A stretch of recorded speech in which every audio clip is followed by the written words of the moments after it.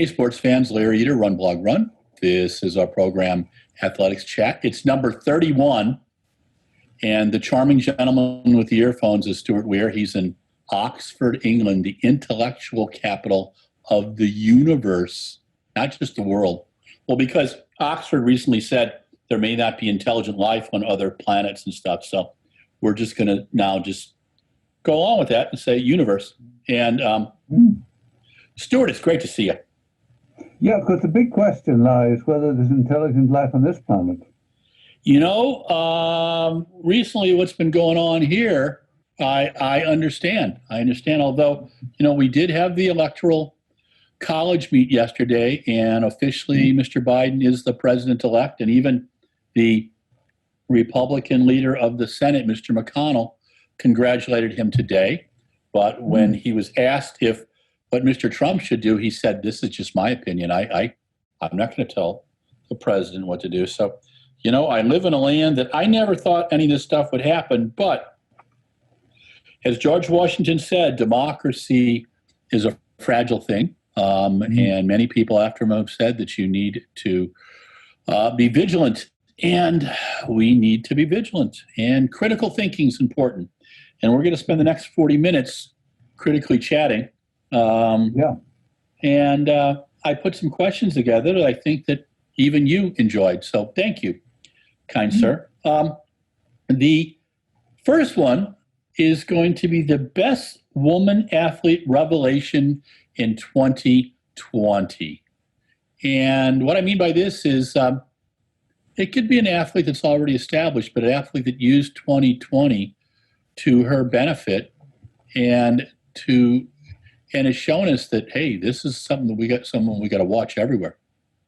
And you can have, it's not like an award. You can have a couple nominees. Anybody come to mind? I have 3. Okay. Wow, I'm impressed. I mean, it's incredible.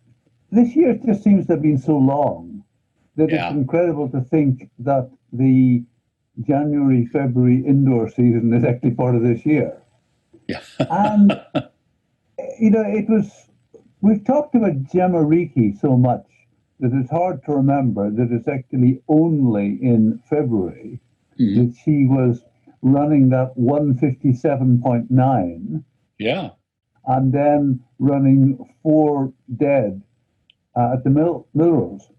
Yeah. But I think that from being somebody who was a prospect, Gemma Reekie certainly this year has become the real deal, has beaten Laura Muir.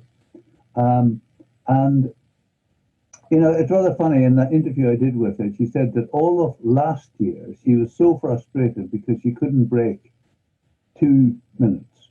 And now, she said this year, I'm fed up with 159 and 158. It's not good enough. Yeah. So it's just great. And my second one is in this, somebody we've talked about as well, is Jessie Knight. Now, I know that a lot of people haven't run a lot this year, but for Jessie Knight to finish up the 7th fastest in the 400 hurdles this year in the world, and the 12th fastest in the 400 flat is an amazing achievement for somebody who a year ago was a full-time school teacher doing a bit of running in her spare time. So I will give her a mark. And then my third one is somebody we know all about, Faith Kipyegon. We know that she's the best 1,500 runner in the world, but then she goes out and runs an 800 in what was it, 157, and then runs 1,000 meters, where we all said, well, you know, the 800 girls will beat her. And she goes out and wins those. I mean, to be unbeaten over three distances, I think that was a revelation. I mean, I just thought, golly, if you can do that, if you can run that fast in the 800, and you can take that into your 1,500, you could take it to a new level. I agree. I'm going to start with a Brit, Sam Atkin. And on December 4th and 5th, Sam went 13:18, 58 in the 5,000, and then came back the next day and ran a 27:26, huge PB, with his 5,000, he just missed the Olympic qualifying of 13:16. And he was a little frustrated by that. And then he came back and paced the 10 and said, hey, I'm feeling pretty good. I'm going to, stay in this thing. And what's interesting to me is that those kind of doubles were something in the 70s and 80s that were done all the time. And they're a little tougher now. But he did it at the track meet that Jesse Williams, the former Brooks sports marketing guy, he's with Sound Running, and he put on some meets in August. And then this was a meet that he had actually planned for last May. And some fantastic performances there. But I'm quite impressed with Sam. And he's now faster than David Bedford. He's Ian Stewart, a lot of the guys. And that 5,000 is pretty impressive, too. I don't think it's the last time we've seen this young man. And it'll be interesting to see where he goes from there. My next... Good. I was only doing women, so I've got 2 men as well. Oh, God, I forgot. Okay, let me do women first. Yeah. I'm sorry, my sunburn on the brain. Okay, let's see. The first, she's had an amazing season, and that's Shelby Houlihan. That 5,000 she did last spring, 14:23, with Carissa Schweizer right behind her, was quite impressive. And then she comes back at the track meet by Sound Running and runs 15:02. And that was in the heat 1 of the women's 5,000. And Shelby I still think of her as a 1,500 meter runner. That 3:54 that she ran in Doha was quite impressive and a new American record. I think she can go faster, but I also think at the 5 and the 10, she is going to be quite dangerous because her last 800, her last 400, her last 200 is up there with Faith Kipyegon. She's got some wheels. So she would be my first one. I have to say that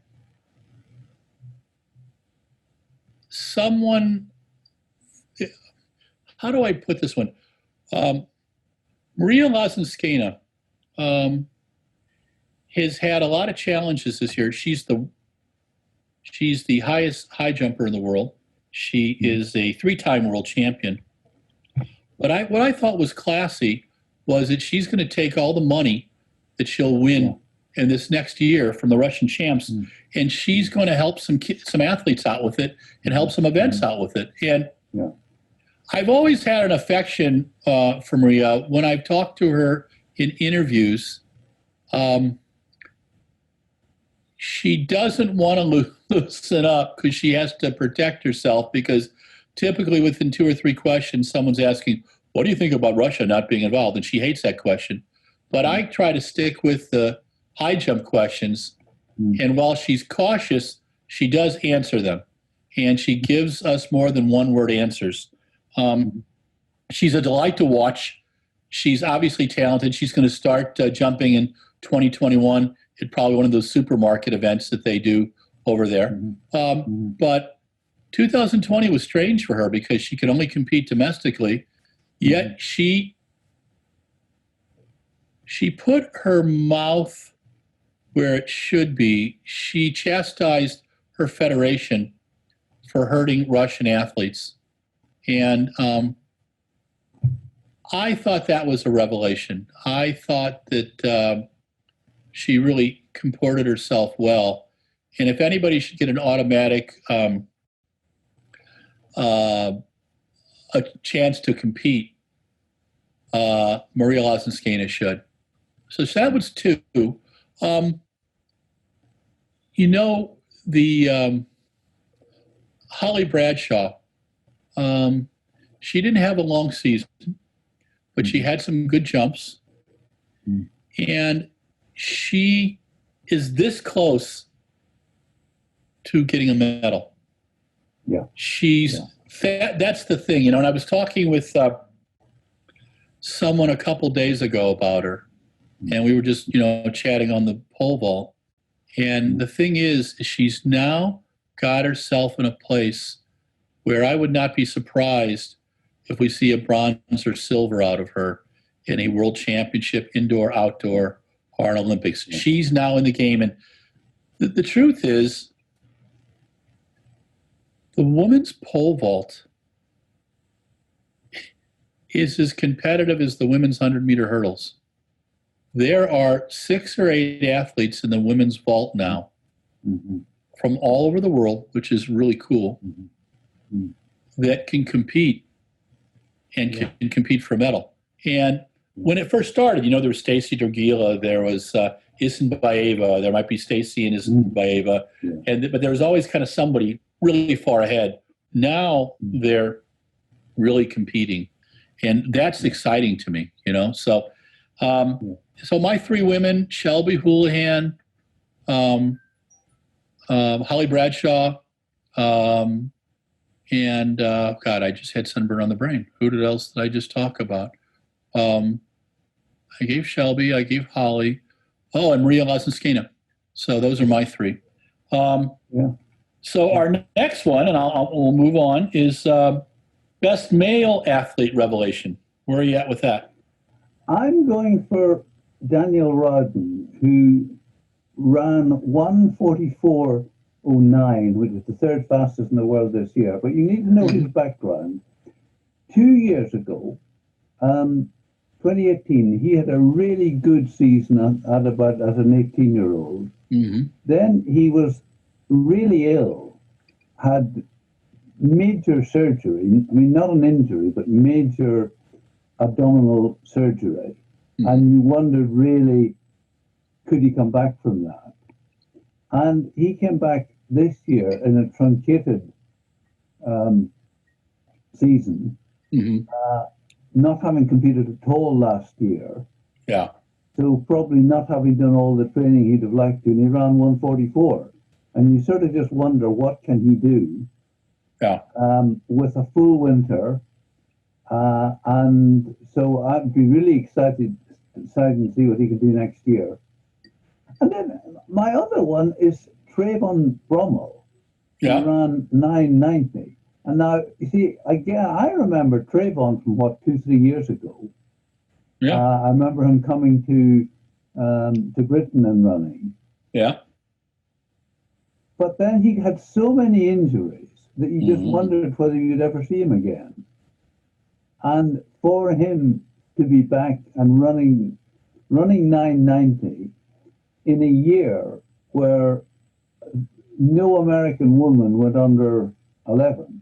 So, there's not a lot of sprinting being done. But yet, for him to produce that kind of time, what could he do in a season where he's competing against people, his peers, week in, week out? And I just, again, let's hope that his body will stand up to the challenge and let him do it. Okay. Do you have a third one?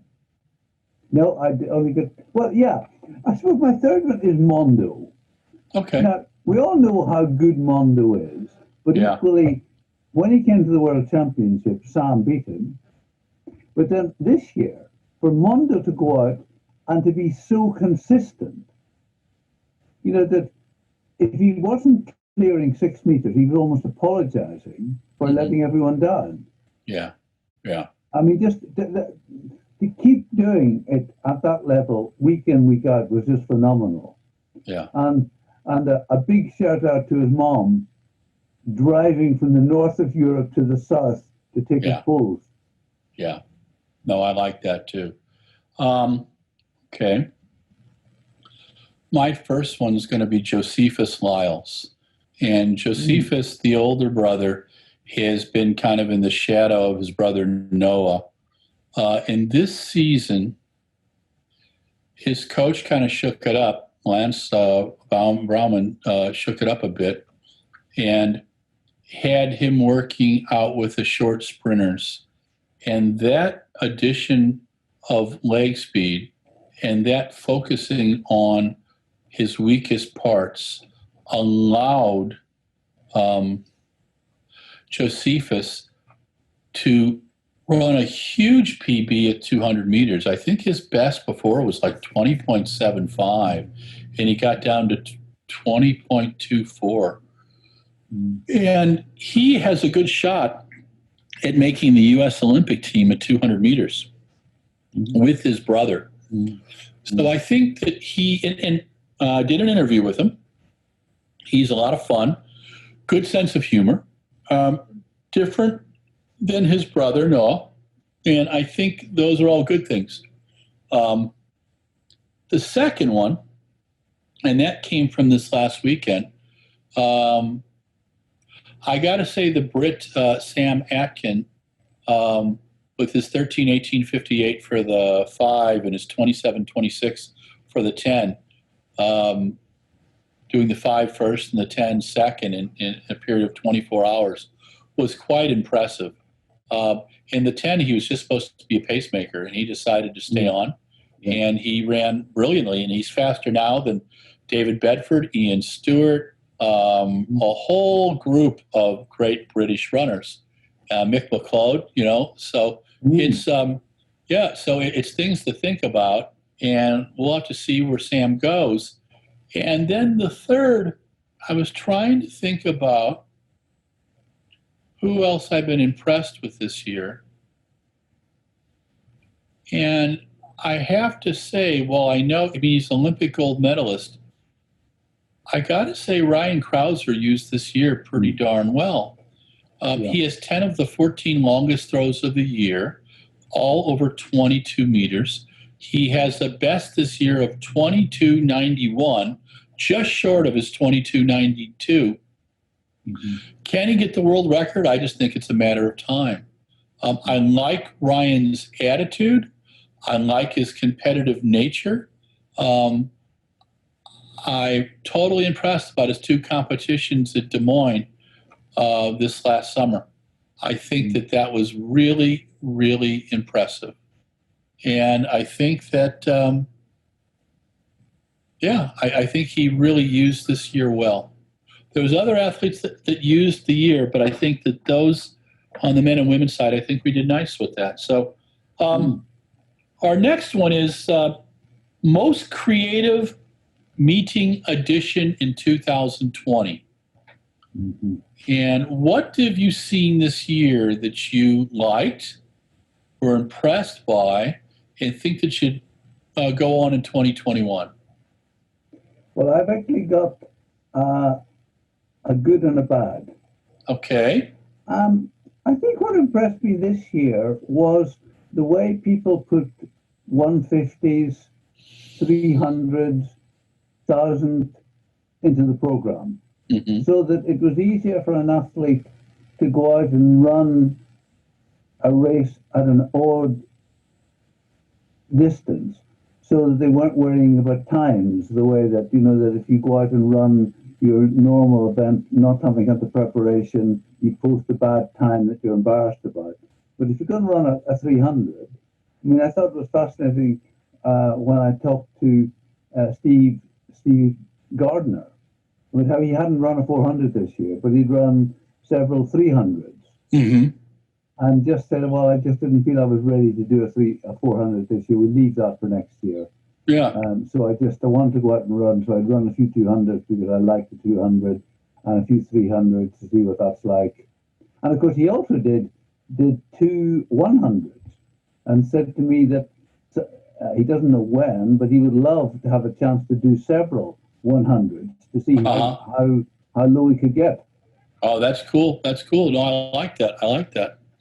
The thing that I don't think we need to carry forward is the new format for the jumps and so on, where you discount all the jumps except the last round. I'm sure there's someone in the planet who thinks that's a good idea. I just haven't ever found him. I will start with the bad one. I think that was absolute crap. And I think it belittled the jumps. And I'm not sure.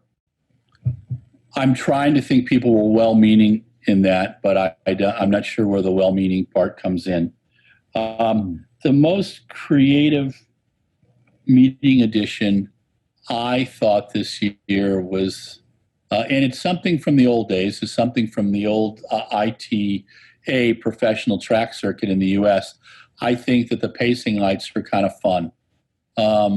And I think that they worked well on TV, and I think that they helped the pacers and some of the athletes. But it is a made-for-TV moment, and the truth is, we need made-for-TV moments. That's just life. That's what keeps stuff going. Yeah.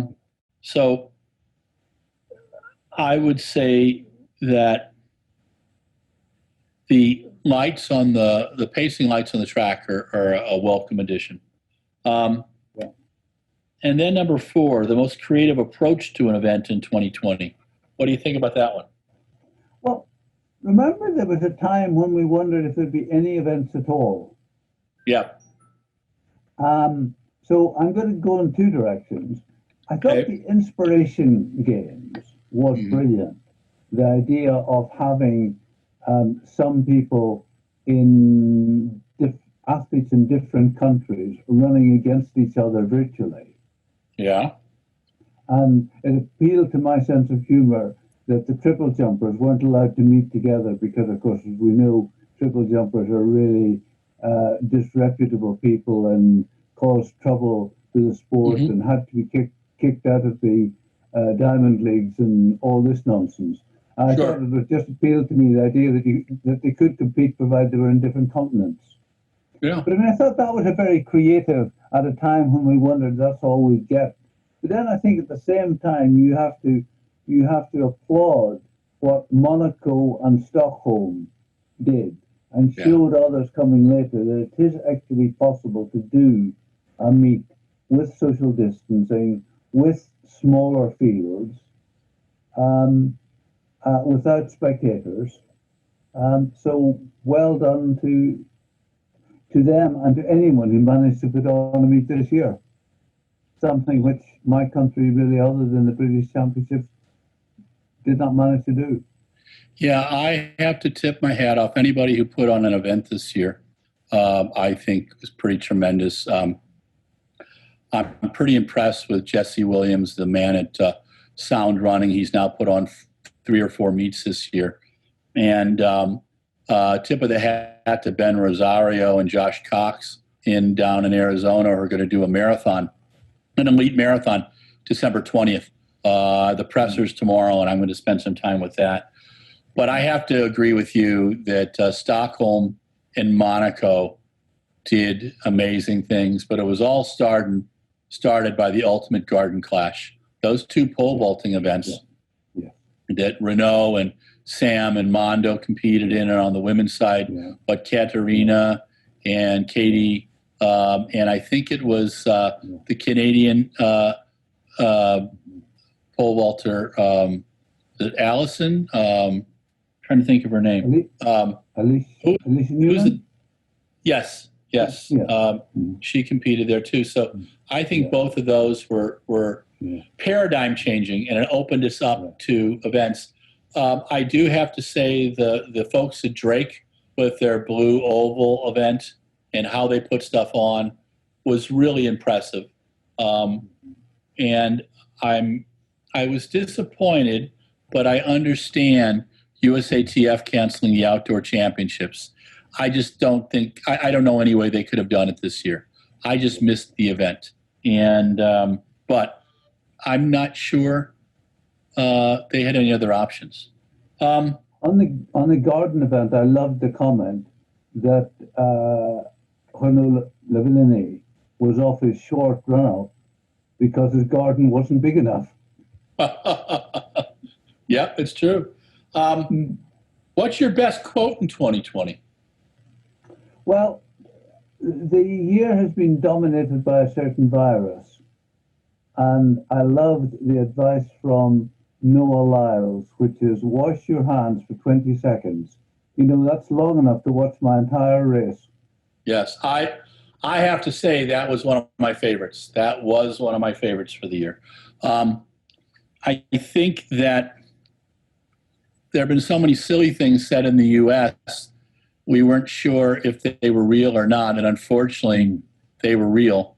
But I'm trying to think what one that I enjoyed the most. I was having an interview with Sam Kendricks, and I asked him to explain the difference in surfaces on an indoor pole vault runway. And he broke it down to the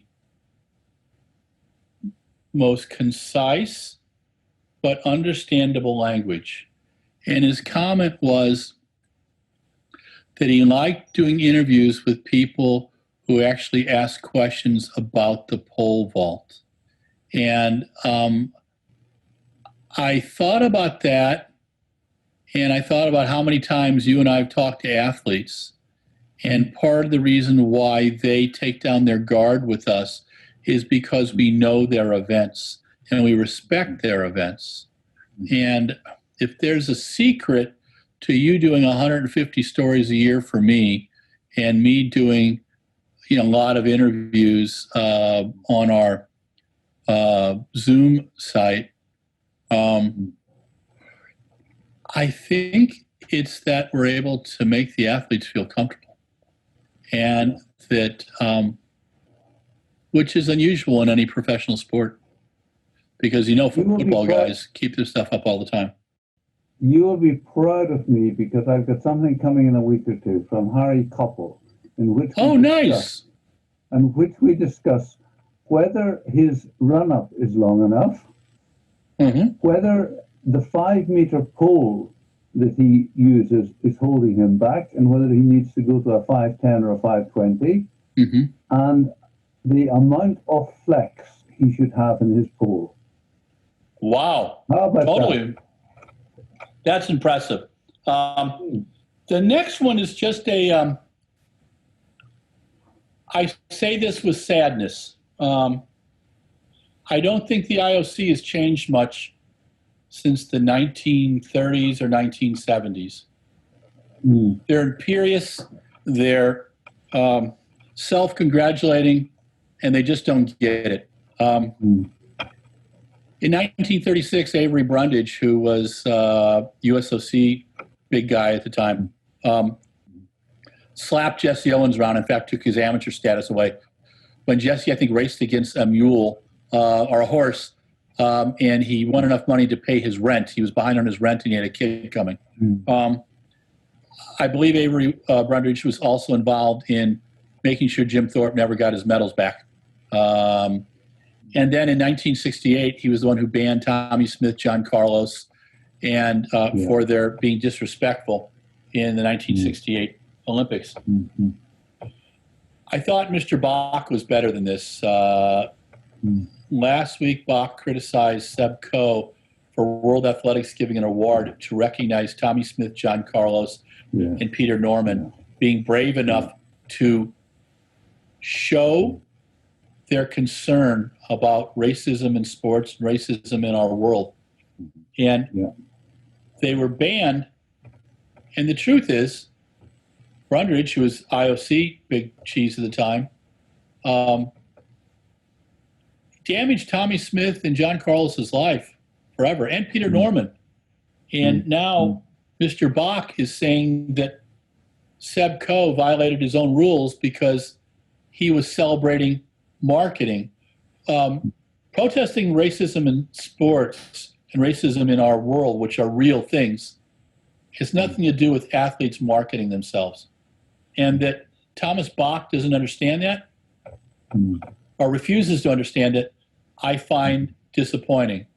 They can fight the Russians, which, when will that ever get better?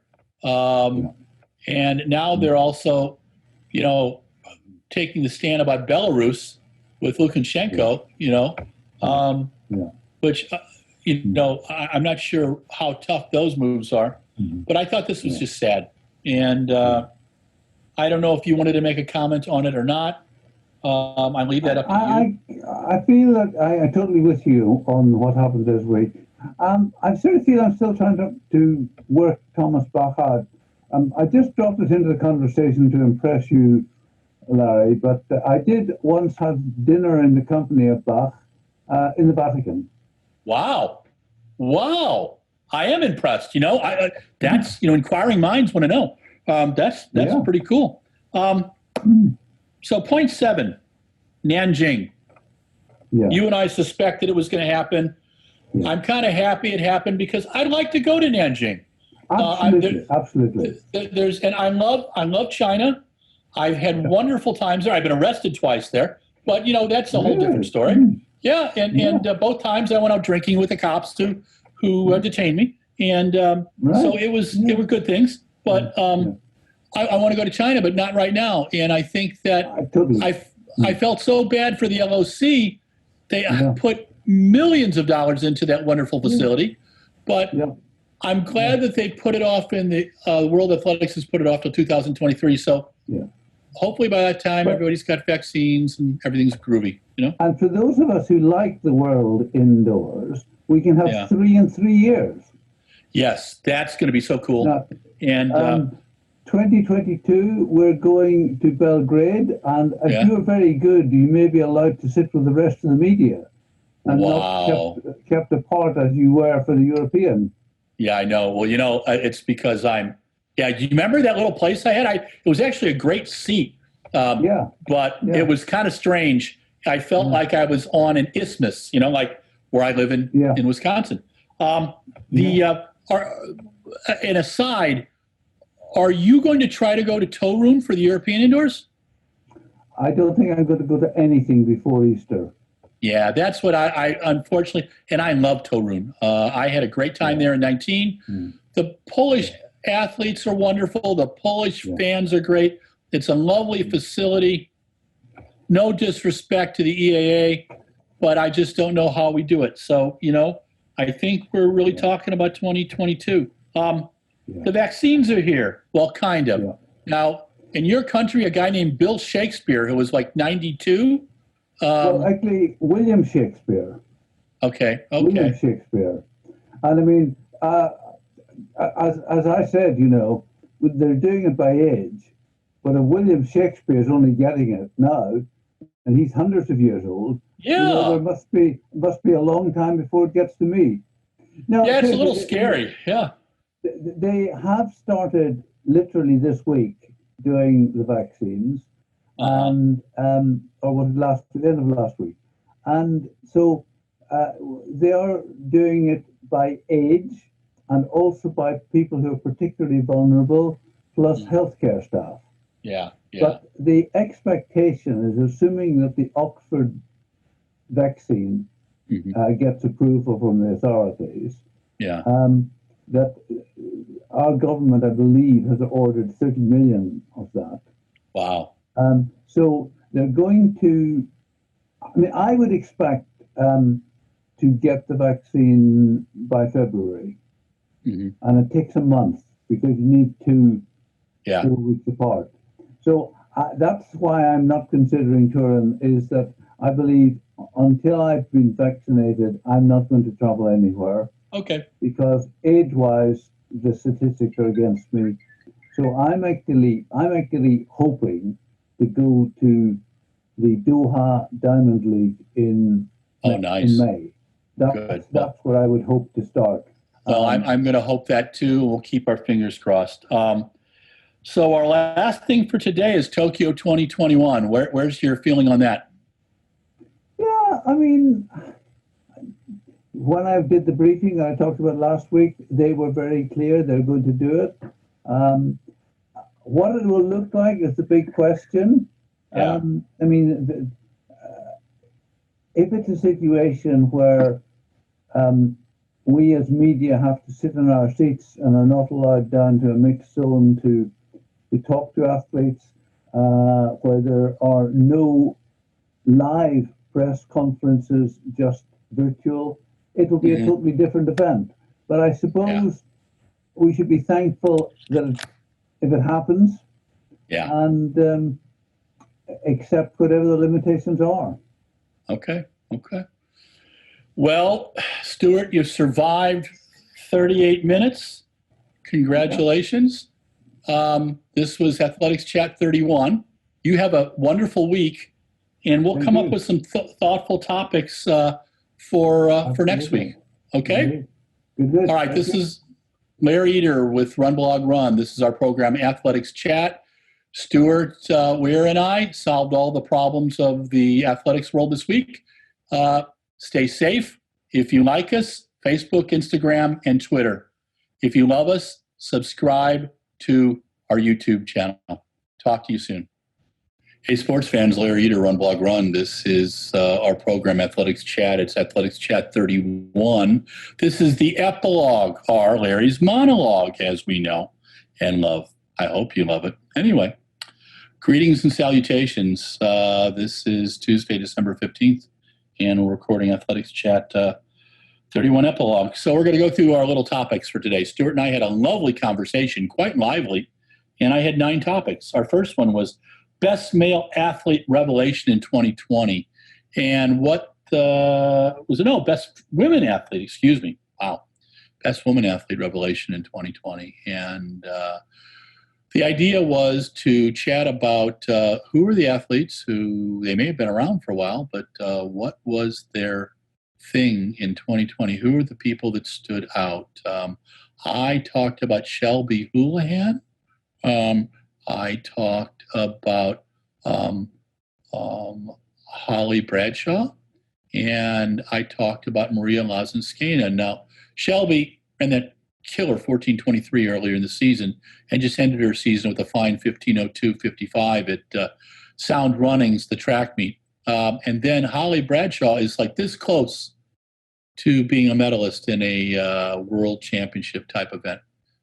She's there, and she is a fine pole vaulter, and there's 6 or 7 pole vaulters who are out there who are quite impressive. And then thirdly, Maria Lozenskena. And I brought up Maria.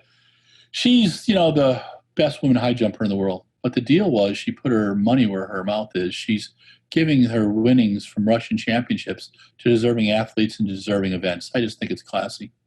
On the men's side, I talked about Sam Atkin, the British distance runner who ran 13:18:58 and 27:26 back-to-back over 2 nights, and at the Sound Running event just a few weeks ago.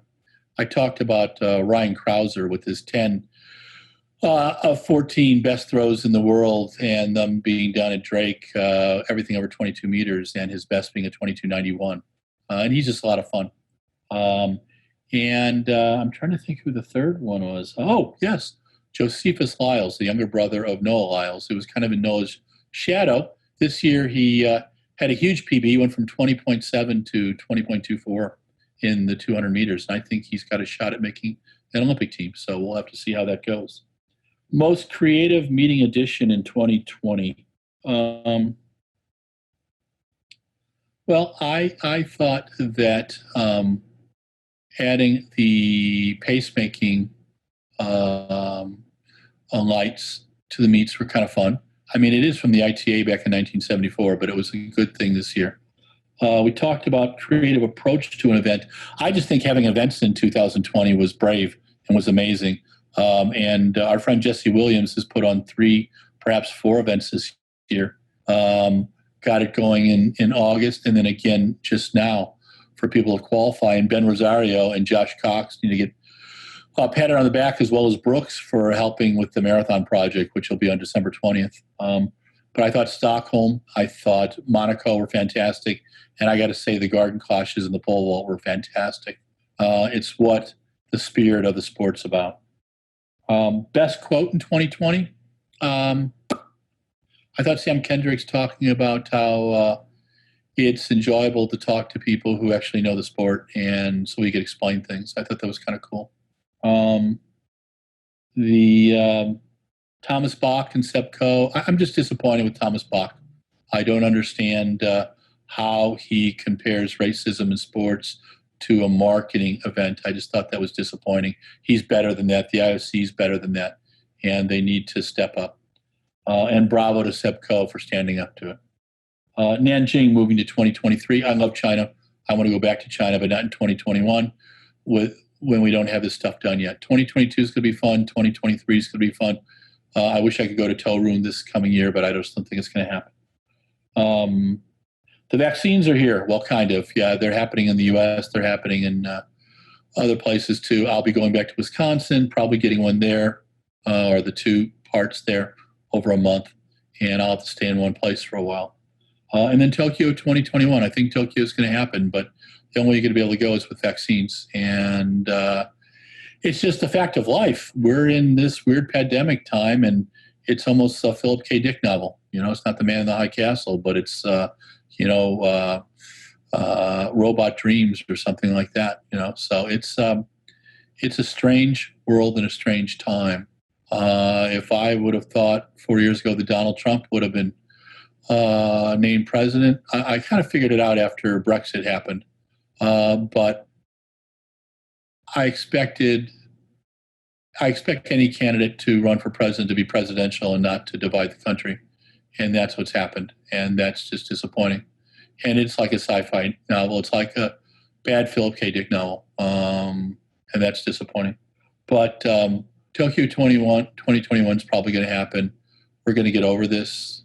I think we called on our better angels this year. Many people did. Some did not. But for most of us, we called on our better angels. And stay safe. And I hope you enjoyed Athletics Chat 31 in this epilogue. And we will be chatting next week.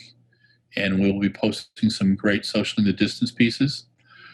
Thanks to Mike Deering for producing Socially the Distance and Athletics Chat. If you like us, sign up at Twitter, Facebook, and Instagram. Sign up for all 3.